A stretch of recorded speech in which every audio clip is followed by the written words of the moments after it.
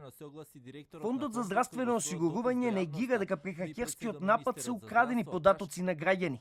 Оттаму тврдат дека базите на податоци се изолирани од делот на системот кој беше предмет на напад.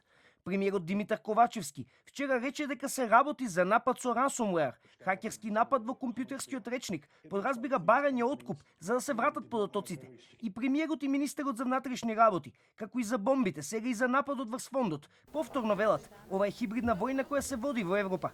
Од фондот воопшто не даваат детали за нападот, но уверуваат дека здравствените и личните податоци на граѓаните се целосно безбедни.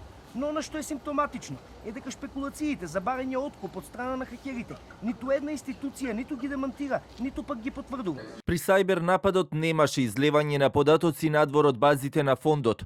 Тоа го потврди анализата на експертските технички тимови. Се финализираат и сите активности за прочистување и проверка на целокупниот систем на фондот за здравство, за да се обезбедат услови за повторно вклучување во нормален режим на работа. Од фондот преку соопштенија објаснуваат и дека постепено се враќаат функциите на системот, а по добивањето на податоците од јавните здравствени установи, како што велат оттаму, веќе од наредната недела се очекува и исплата на платите на здравствените работници, кои веќе јавно го изразија своето незадоволство.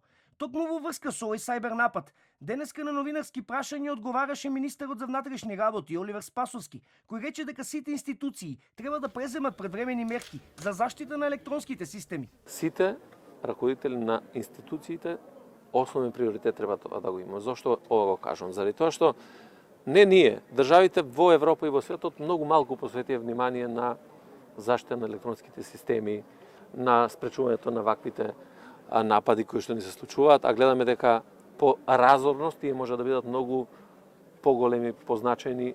Од МВР пак на наше прашање во врска со овој сајбер напад, велат тоа не е во нивна надлежност, односно тие можат да помогнат, но самата институција која е подложна на овој напад треба да има своји тимови кои ќе работат на ова.